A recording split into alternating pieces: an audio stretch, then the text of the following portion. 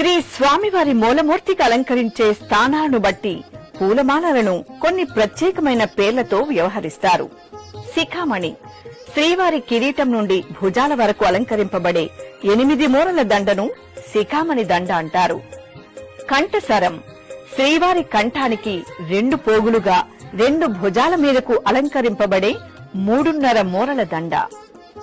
వక్షస్థల అమ్మవార్ల హారాలు శ్రీవారి వక్షస్థలంలో కొలువై ఉన్న శ్రీదేవి భూదేవి అమ్మవార్లకు అలంకరించే 1.5 మూరల 2 దండలు.